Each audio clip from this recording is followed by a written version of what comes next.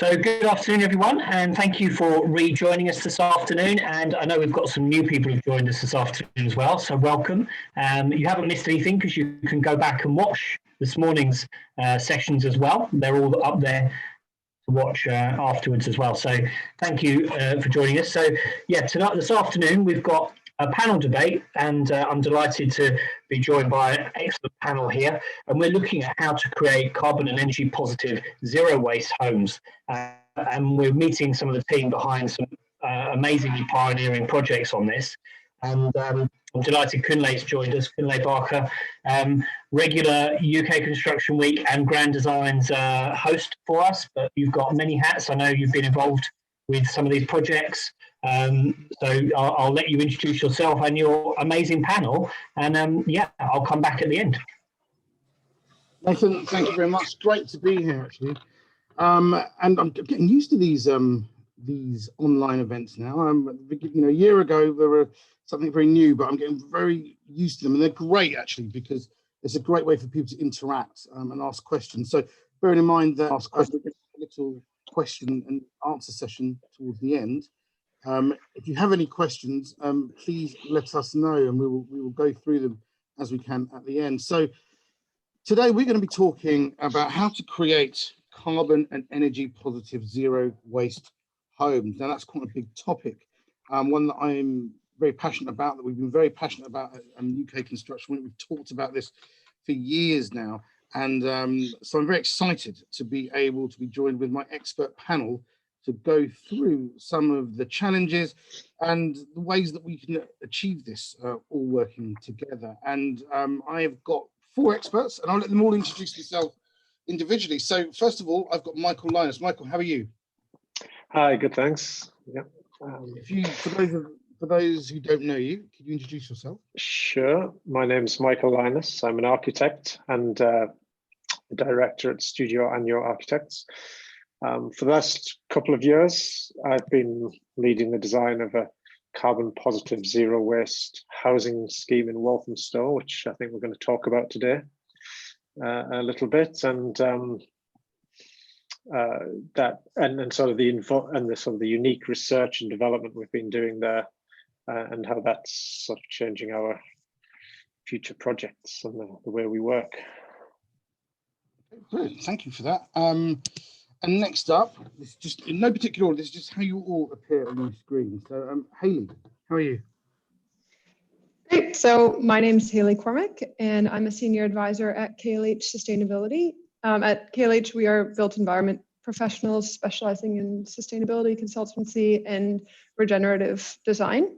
Some of the projects we're working on, we've worked with some of the biggest universities to develop carbon neutral laboratories, similarly in the food and beverage industry to develop zero carbon factories for the likes of Innocent Drinks and Oatly, development of 1,500 carbon neutral homes in the Queen Elizabeth Park, and of course, the one we'll talk about most likely the most today is leading the sustainability agenda for the net zero carbon positive zero waste home in Walthamstow. It's a mouthful. That is a mouthful, isn't it? Yeah, thank you very much, Hayley. Graham, over to you. Hello everybody, my name is Graham O'Doherty. I'm a partner at a company called AnyOffSite. We bring 20 years experience of implementing manufactured products into the built environment, and we help develop processes for manufacturers, for contractors, for developers and asset owners to implement modern methods of construction to contribute towards the net zero or near zero carbon developments. And I would consider myself to be an MMC practitioner together with a student of digital processes as well. Okay, and thank you very much. And last but of course not least, Alison, how are you? Hi, very well, thank you. Excited to be here. Yes, I'm Ali Bennett. I'm the Development Director at Raven. We are a housing association operating in Surrey and Sussex. In terms of the net zero carbon conversation today, where we're at is we've committed that all of our new build homes from here on out will be operationally net zero carbon. So we're at tender stage and in planning on a number of projects there. In terms of retrofit, which is a slightly separate issue, but we have 6,000 homes that we need to retrofit to meet net zero carbon by 2050, with a bill of around £100 million to do that. So certainly recognising the challenge that we all face as a sector to meet that. Brilliant.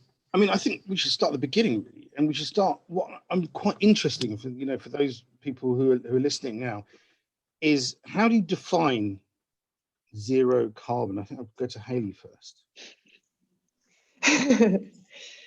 Oh, good question, Cunley. It's a challenge that the industry has actually gone through over the last number of years as the definitions have changed and shifted and become more robust and more future-proof over time. And if you look at the definition, for example, in London of what net zero carbon is, that really looks at regulated operational emissions only. So that's things like heating, cooling, lighting, fan loads, and it excludes your unregulated emissions such as plug loads, appliances, etc. So it really only shows one piece of that puzzle. But it's still sort of, that's one side of the definition scale. And then on the other side, if you take regulated and unregulated emissions, that is defined as operationally carbon neutral, and that's recognized in the UK GBC, the London Energy Transformation Initiatives, and others as the sort of true definition of operationally carbon neutral.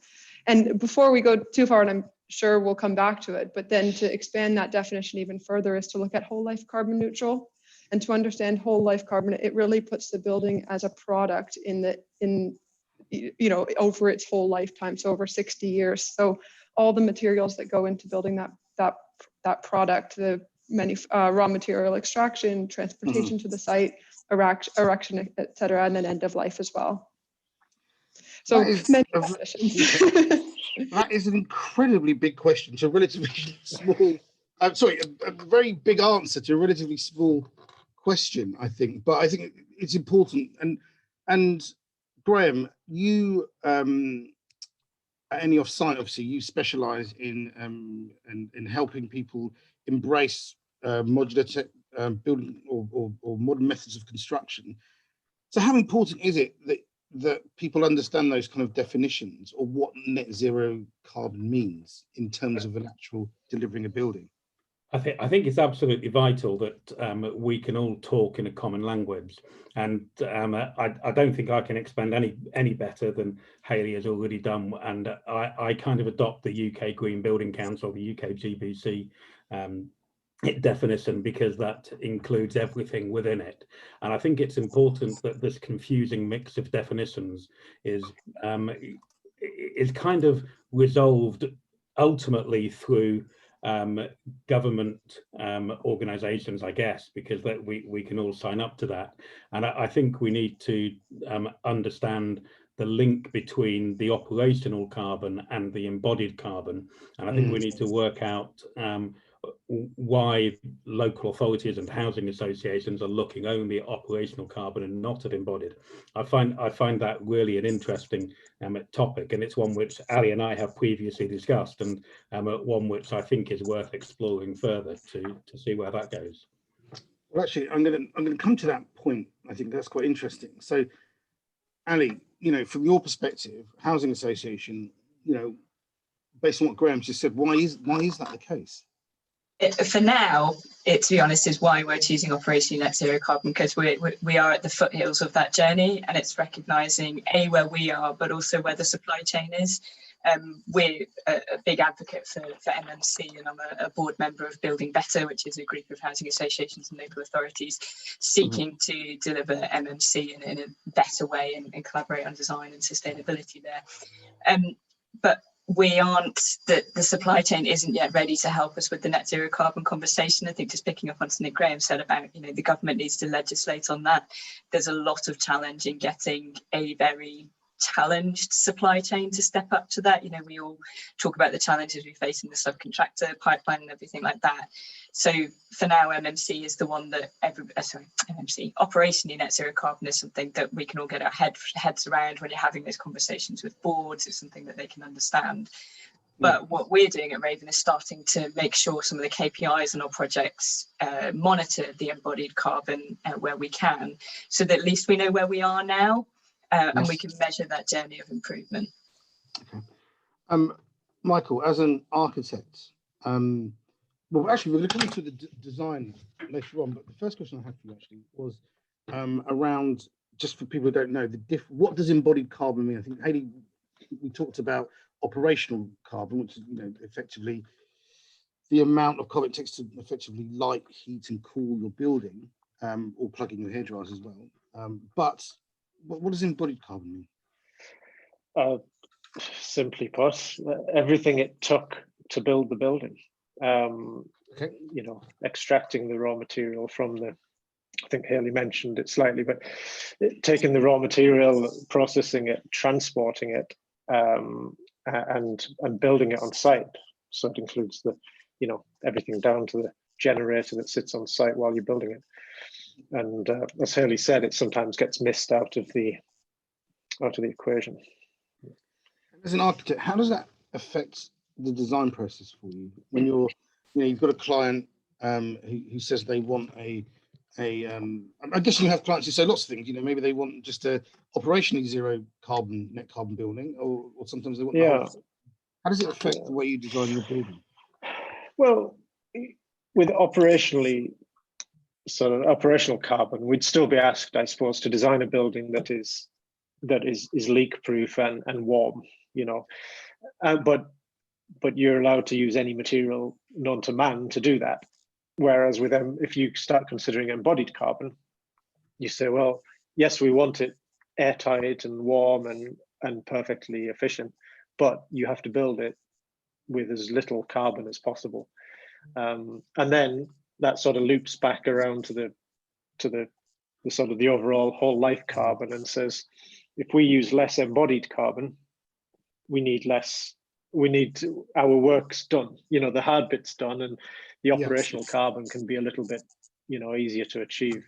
Or without considering embodied, the operational is kind of, an uphill challenge. Okay. And in terms of construction, Hayley, is it equally easy to deliver or to design zero net carbon, and both operationally and in terms of embodied carbon and whole life carbon, on big schemes and small schemes? Is one easier than the other at the moment? I'm not sure if scale is the driver and what makes it more cost competitive, makes it simpler as a team. I think the driver is really about having a willing and collaborative team.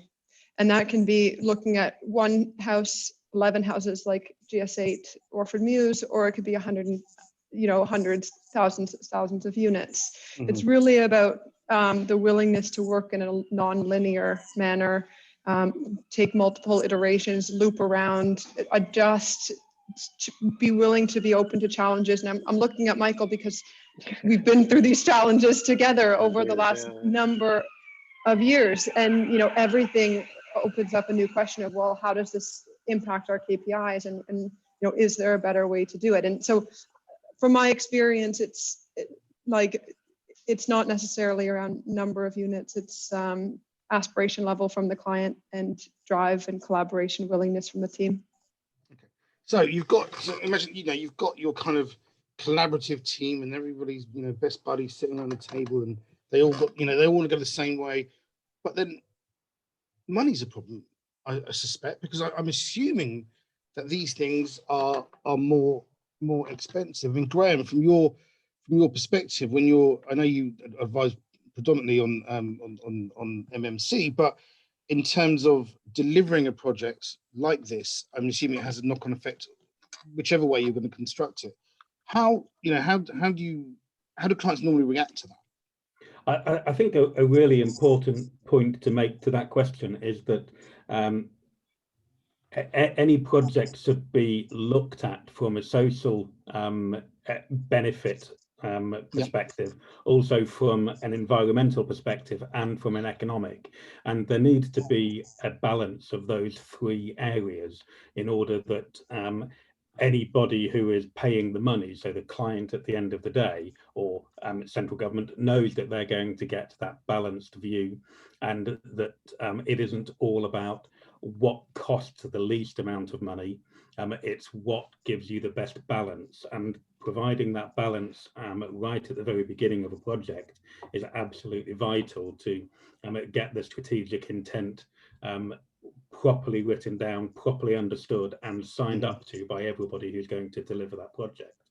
So I think before answering your direct question, I wanted to make that point. No, that's a great point. And then, yes, it will cost a little more. How much more depends more on how projects are procured than actually what the cost of the materials are to deliver that project. If we were to take, I am an MMC evangelist, and I don't hide it. And so if we were to be able to reproduce the same type of system to build a house, if we could reproduce that, not produce the same house, but use the same system, then there's an awful lot less design cost involved, and therefore the cost will come down and the quality will be able to go up. And this is something I know Building Better are working very hard on. So because I'm working with Ali on that. And hopefully that will be a stepping stone for lots of other organizations to be able to procure in a slightly different way than they do at the moment. And I won't go too much on about the procurement method, but it needs a lot of rejigging to make it efficient. And just on just one note regarding what you've mentioned, and particularly about MMC, I'm assuming that it can be or should be easier to make sure that buildings are airtight, things are in the right place as you're constructing these things in, or at least parts of them, in factories. Is that the case, Greg? I don't know that it's easier, but I think that there are processes that can be adopted in a factory, and because you're in a controlled environment, that cannot be adopted and cannot be managed in the same way when you're using a site-intensive method of building. So I think the consistent quality is better in a factory, but simply because you're building in a factory doesn't mean it's better. Okay. And so I think there's a greater opportunity for it to be more consistently better. Ali, now obviously housing association, you've got budget constraints. I mean, it's great. You may have all the ideals in the world, but you've got to make it pay. How do you? I mean, I think you touched on it earlier on when you said you're at this stepping stone point where you're concentrating on operational cost. But how easy is it to get? And I'm assuming there's quite a few people that you have to agree in the direction. How do you balance that kind of this increased cost versus we need to provide homes, because the UK, we need more homes. That's what's underlying all of this. But you may have to make a decision to deliver less homes, I guess, in order to make some that are more sustainable. How's that balanced within your organisation? Yeah, you're right. It is a big challenge, especially for housing associations who've got that kind of long-term interest.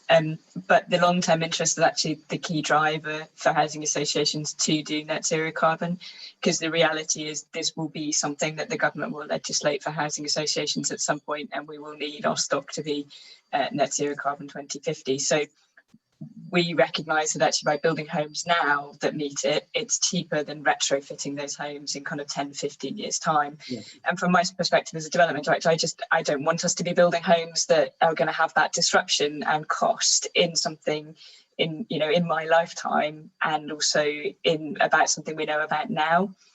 But those conversations with the board have been really important. So we spent about 2 years kind of leading up to the point where they say, actually, yeah, we get it. We know we're going to have to make this sizable investment in net zero carbon. And I think that's probably what people need to recognise is you need to be having those conversations. You need to get your board on board with it. If they don't sign up to it, then you're not going to do it. Yep. And then just picking up on the cost thing, wearing two hats, we have a market sales subsidiary. And the challenge there is we won't be building to net zero carbon because I won't get that return on those sites, and that doesn't feel right, and it's not something we want to do. But we will have regard to net zero carbon. But until the mortgage market and the consumer market responds, there is that added challenge to the PLCs to do that as well. Are you basically saying that people won't pay more money for a home that is there isn't, as yet, there isn't a premium on it. And until high street lenders say, actually, we'll do more favourable rates or only start lending on new builds that have regard to sustainability, there isn't going to be that change other than under building regs. Yeah, that's a shame, isn't it? Can I interrupt for a Yes, moment? you can. I think Yeah. that the subsidy element is something which is where central government can look at their policy for subsidies for private buyers like you and I buying a house.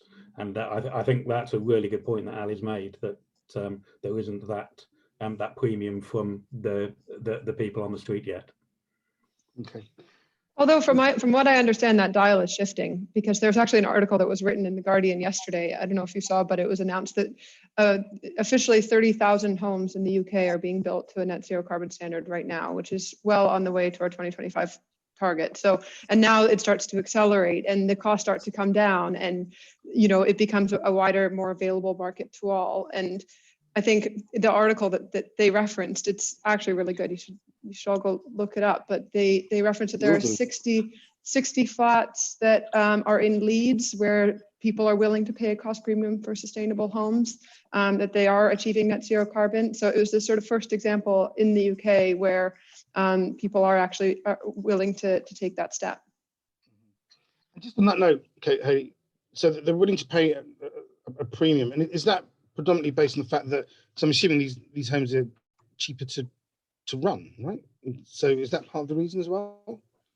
Yeah, net zero carbon doesn't, well, yeah, it does mean that they're cheaper to run, because it's the heating that becomes so cheap, because you passively design these buildings that they're so, you're using the daylight and the sunlight and the warmth, the energy from the sun in the summer, or sorry, in the winter, and you're insulating and putting, you know, air tightness controls on the buildings that it doesn't lose heat through its external wall. All these measures mean that your heating demand is so low. In this study that they referenced in the article I read, they said some people haven't turned on their heating units in the 12 years they've lived in them. So that's a real example where, yes, we're addressing fuel poverty by saying, you know, yes, it's a higher investment up front, but actually the life cycle cost demonstrates that it's cheaper to run and operate. And better for the environment. That's better for the environment, and your systems are simpler, so they last longer. There's less maintenance. It's all linked together. The stupider the building, the better. Really, the less stuff you need in it, the better.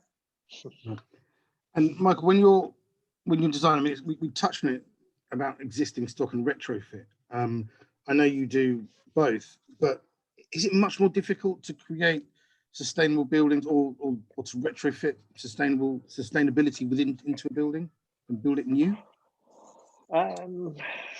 It depends on the individual building and the site, I guess, and you're sort of locked into a lot of decisions. Orientation, simple one, but you've been gifted some ready-made materials on site, so you know your embodied carbon can be a lot lower, and you know, and your build cost would come down. Yeah, so I think retrofit is obviously a great thing. There's loads of issues about the way the government are doing it right now, but is that the green home grants?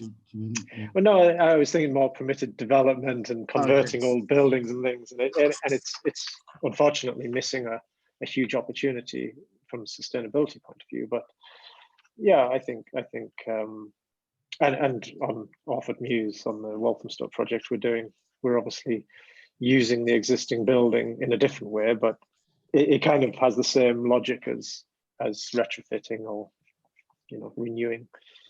Well, that's actually quite interesting what's going on at Orford Mews. I've got some photos, and so some of you may have heard I do some work with Michael, and I remember when he told me about Orford Mews, and he told me it was a net zero carbon, zero embodied carbon. But the bit that astounded me was the zero waste. Now, coming from a construction background, I just thought, well, that's impossible, because how could there be no how can there be no waste? You know, if anybody who's worked in construction, if you saw the bills that, you know, a 12-month bill for skips and landfill and dump, you know, it is absolutely phenomenal. But one of the things that you've done, and I know, Hayley, you've been, you know, one of the people pushing this, is to reuse all of the materials from what you've deconstructed, shall we say, at Orford Mews. And this is one of the pictures, isn't it? Yeah, so the site that we were sort of handed on Orford Mews was not exactly idyllic for residential units. They're old garage units that were sort of storage and mechanical spaces. So they weren't really fit for purpose, but the materials there were certainly a good enough quality and value there to warrant deconstruction. And I think what we're doing here is challenging this idea of demolition and proposing the idea of deconstruction, where yes, it takes more time to deconstruct, but look at the value of the materials on the screen.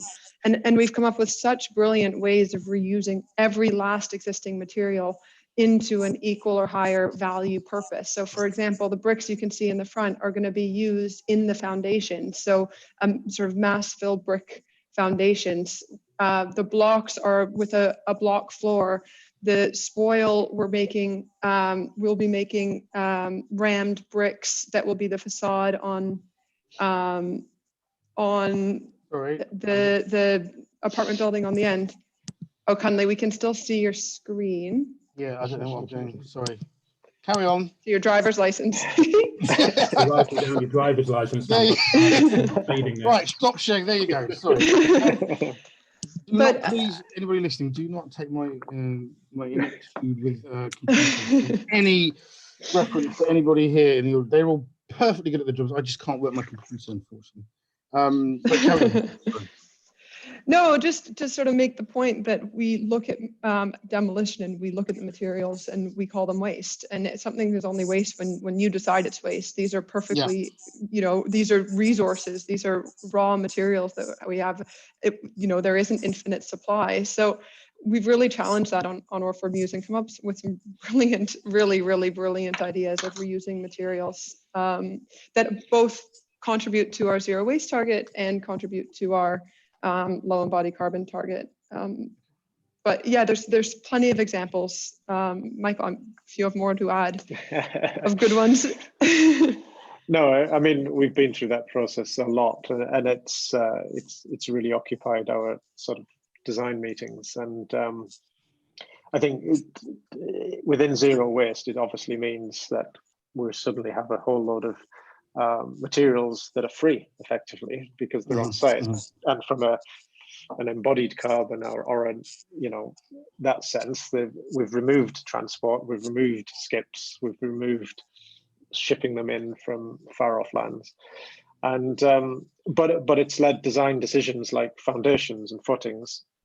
Like Hayley said, we use a good old-fashioned Victorian sort of brick detail in the foundations, or we look at everything as an opportunity. Then you know, we've got a bunch of steel in the roof that we said, what can we use the steel for?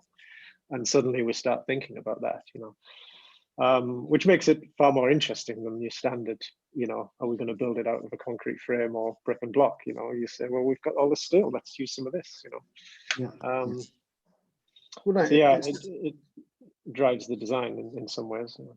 Yeah, so it sounds incredible. Now, you know, for bigger schemes, maybe, you know, Ali, some of the schemes that you're running, maybe that isn't possible. But I mean, are there other little things that you guys have been looking at in terms of, you know, trying to make it as cost effective as you can to deliver?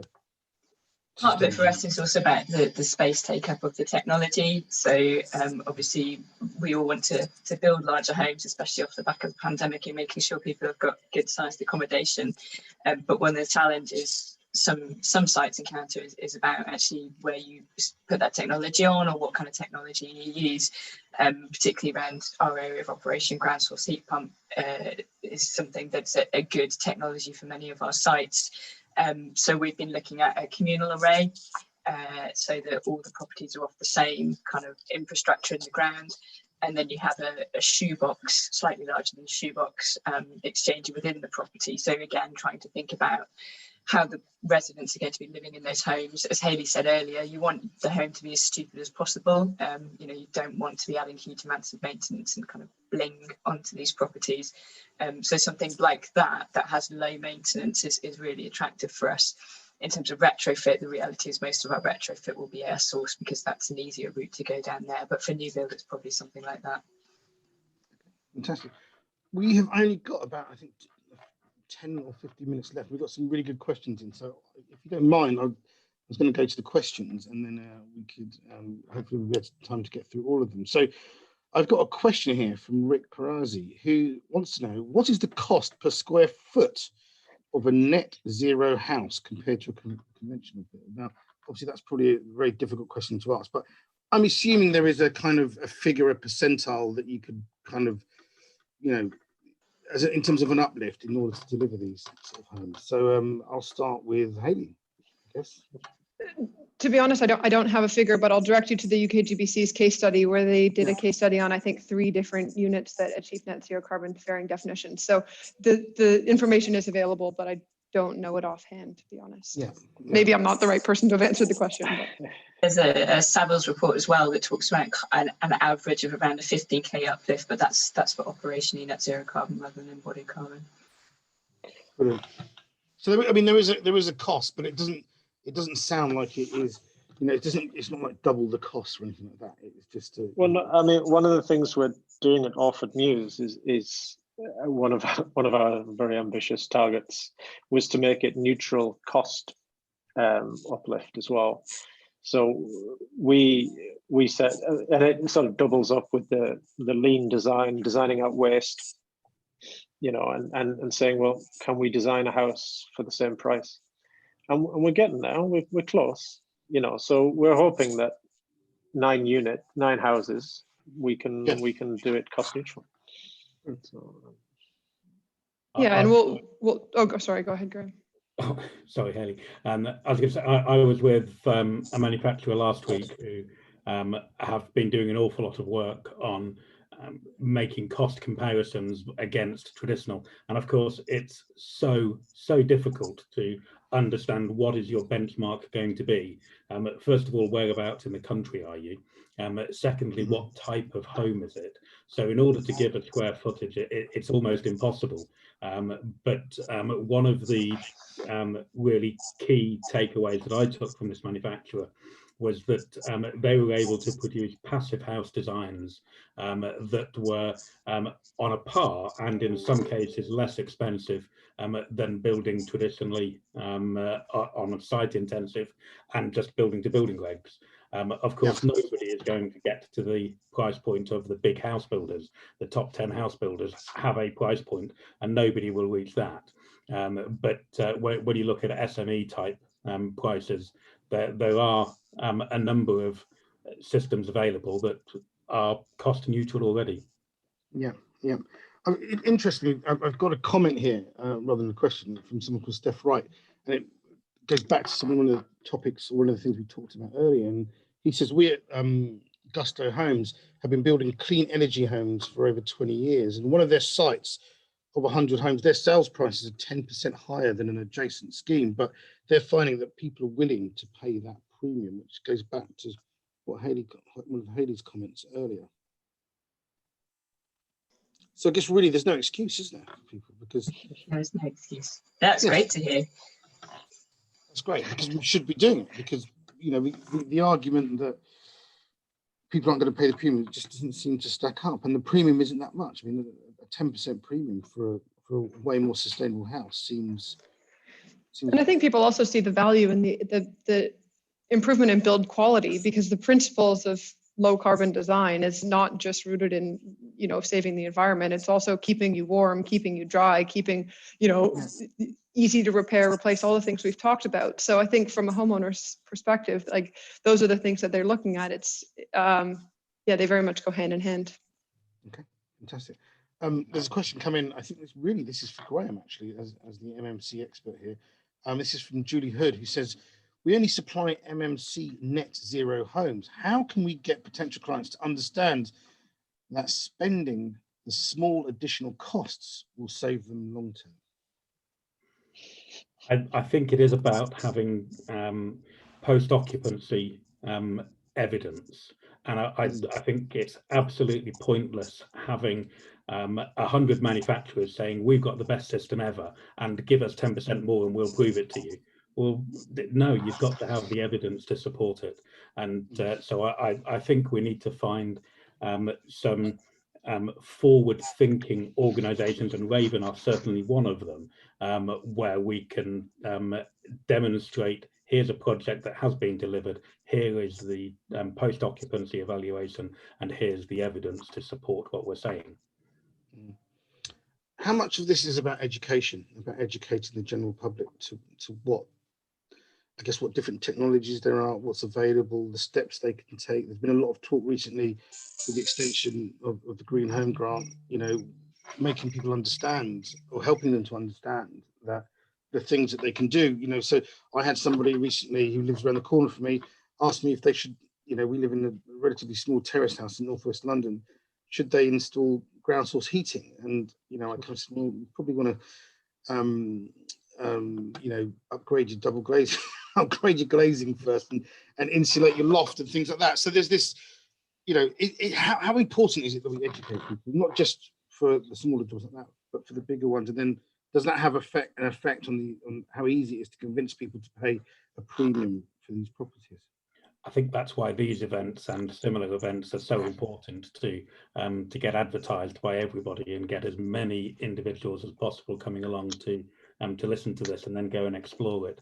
And I think it's an education, first of all, of the professionals involved within the construction industry, then the construction industry as a whole, because even within the construction industry, there would be, anecdotally, there's evidence to suggest that a very high percentage do not understand what MMC is, let alone understand what net zero carbon is, and partly that's the fault of not communicating correctly from central government downwards. Yeah, I just echo that from the client perspective. Finding professionals to support us on a kind of net zero carbon MMC journey has been really challenging. I've said it before, sometimes you feel a bit like you're paying for a wedding rather than a party, and paying for consultants R&D, whereas actually that collaborative approach should be taken to kind of, if they don't know, let's learn together, let's be really honest about where we are as a sector. Oh, sorry. No, come on, Hayley. I was just going to speak on the sort of behavioral change side from the consumer side, so from the homeowners, home operator side. And Ali, you might have more or similar experience to me, but I certainly hear of examples of passive house or similar buildings where the homeowners don't like the sound, for example, of their MVHR, so they turn off their MVHR and open the windows. And if you're not operating the building as though it's supposed to, as it is supposed to operate, then obviously you're not going to achieve that net zero carbon balance. And it's not about asking, you know, ridiculous behavior changes and challenges to an individual schedule, but it's certainly about the individual recognizing that, you know, the house won't operate at zero without the help of the actual occupant. So I'm sure there are plenty of examples, Ali, and I know, like, this was one of the big criticisms for Code for Sustainable Homes. Sustainability can't be an add-on. You can't just add on zero carbon at stage 4. It's just not how it goes. It really needs to be embedded early on, and then taken forward and upskilled all the way through to the people that are running and operating that building. Yeah, I'd really echo that. Having built Code 6 houses in the past, the first, because you put the development team put all that effort into educating those first residents. Actually, with housing associations sometimes fail is when you relet those properties, you just do it in a normal way, and then you move people in who don't understand the technology and do exactly what Hayley has said. For us, because of the scale of it now, we're tied in with our asset management comms team on kind of an overarching, how do we get our residents to understand the technology? Simple things like just having QR codes on some of the kit in the houses, so if you can get that refresher, just do it on your phone. Oh, there's that 10-second video, 30-second video to remind me what this is. I mean, so Michael, you know, as an architect, you'll understand, and as a, you know, one who specializes in sustainability, you'll understand this tech and how it's used. But, you know, the education, you know, behavior, you know, it's quite possible that you could deliver a passive house, and it would cost a fortune if people aren't behaving in the right way, is it? Yeah, I think we have to, well, I mean, that will change naturally over time. As we all drive electric cars, we'll all learn how to drive electric cars, right? But it's slightly differently. It's all, you know, everything's a bit different. But I think going back to our sort of development with Haley, we've been looking to try and make it as passive as possible, and not from a sort of passive house word, but like, you know, the design is passive, everything is passive. There's no real high tech in there. We're trying to just say this house was designed really efficiently, you know, operate it as normally as possible. There's a bit of kit, you know, your VHR and things, but really you shouldn't have to do much to it. And if you design it well, it should run well. And that's something that'll, you know, develop, I think. But yeah, opportunities for, and I don't know if we should go into that, but we sort of looked at an idea of gamification. I was wondering if you were going to go there. Yeah. Tell me more. That sounds intrigued now. In order to sort of incentivize the people to behave better in the houses, we said, well, why don't we have a bit of fun and say, well, if you get your energy bills down to as near zero as possible, you know, you win, you know, or you don't charge your phone as much, or you charge your phone at the right time of the day, or, you know, you sort of use your house a bit more efficiently, and you can have a little bit of community competition. Yeah. You know, there's probably a bit of secret technology behind that the developer wouldn't like me to talk about, but you know, it's just one way of addressing positively behavioral change or education. And from a design point of view, there is a big sense of community in that development. You know, you've got that open air cooking space, I believe, in the block. You've got, is it the plans to have a sort of yoga studio or something at the front? And yeah, I mean, we tried to sort of look at everything around, and you look at REBA 2030 as one of the overarching sort of ways of looking at the regs or the certification and things, and you know, you don't stop at just making the house perform efficiently and the bills to be cheaper. We need, you know, well-being and mental health and community, and I think the development really sort of goes to that nth degree. You know, edible landscapes, for example, you know, as many plants as possible are going to have harvestable fruit, and they're all communal gardens. We've got reuse center next to the bin store, so don't put it in the bin, put it in the reuse cupboard next door and let somebody else use your, you know, thing. But the yoga studio. Yeah. I've got a really interesting question here from someone called John Small, and he asked, on the subject of operational versus embodied carbon, how do the panel feel about PV solar panels on resi versus using larger scale eco-energy suppliers like Octopus? I've not heard of, but I'm assuming they're like OVO, so all of their electricity comes from a renewable source. I mean, that's an interesting point. That's early. I actually use Octopus myself, so I'm familiar. They have like a super green option, which means that you're verified and confirmed that you are purchasing from renewable energy sources. I think what needs to be recognized is that the definition of net zero carbon, in line with the UK GBC and sort of other recognized schemes, really favors on-site energy generation. And furthermore, simply buying into a green energy scheme such as Octopus doesn't guarantee a kilowatt hour for a kilowatt hour. So you're not providing additional investment in PVs by you purchasing from a green supplier such as Octopus.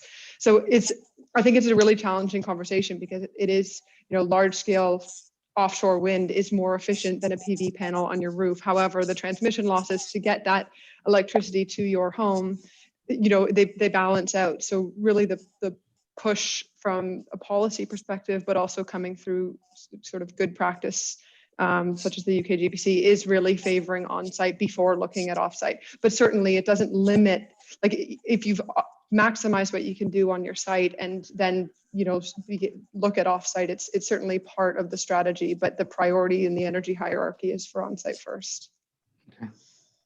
I think it's also worth considering the opportunity that microgrids offer as opposed to national grid, and that's something worth exploring. Hayley's mentioned already the inefficiency of producing electricity on a mass scale. Certainly, if you look at gas-fired power stations, they're about 32% efficient, and so for every 100 units produced at the power plant, you get 30 units into your house, and that's incredibly inefficient. When you're doing that in a renewable source, as Hayley mentioned, the offshore wind farms, you still lose quite a high percentage, but they're considerably more efficient. But because you're losing what was created naturally, it can naturally be recreated again. So I think the offshore wind farm is definitely a well, we are, in fact, as the UK, I think we're probably the most advanced in terms of offshore wind farms from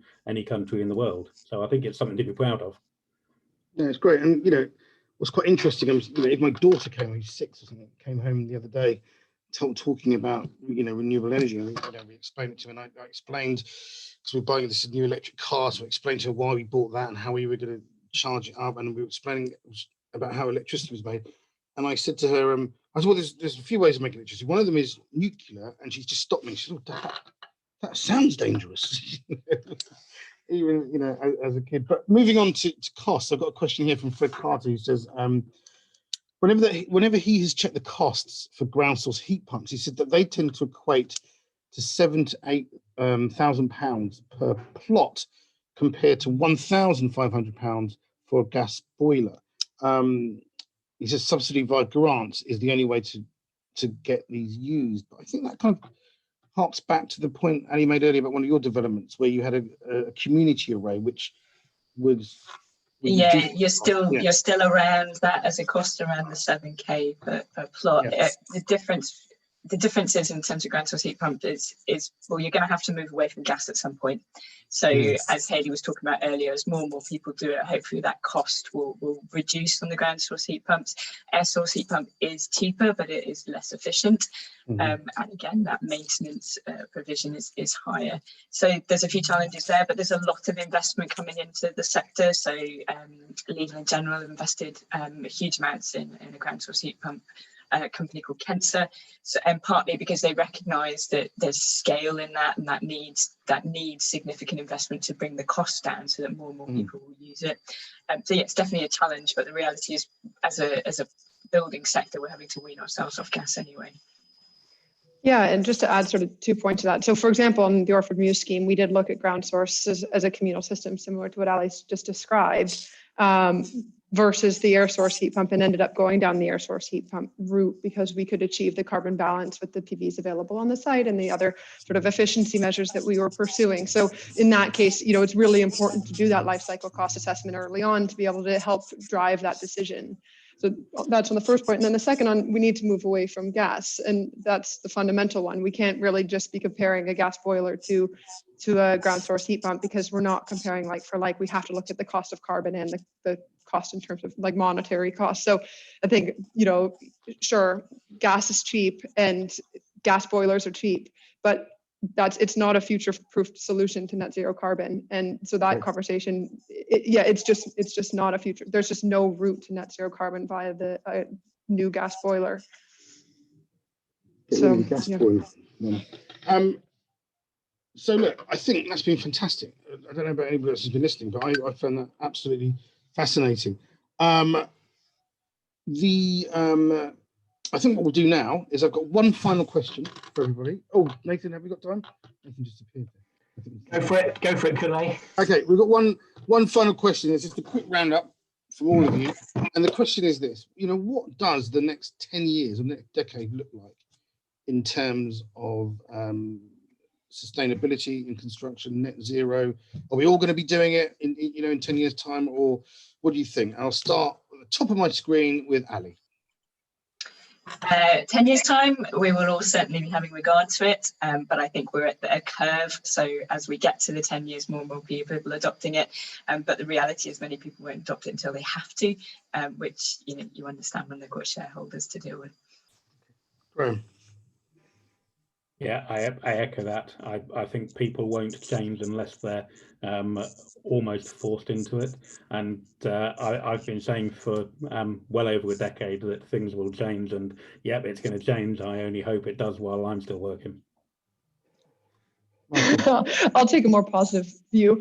I think in the last 18 months, there's been an incredible regard for the announcement and designation of the climate and biodiversity emergency, and following in those foottails has been roadmaps left, right, and center on how to get to net zero carbon. And the fact that 30,000 homes are already on that route to net zero carbon means that we have the capability to accelerate the rate at which we deliver on that scale. So I think we're not going to be at 100% in 10 years, but certainly, can we have 50% in the design stage at targeting net zero carbon? I think that's possible. Wonderful. Michael. I'll go with Haley. Yeah, 2030, I think we'll be well on our way. Yeah. We don't have much longer to wait, guys. No.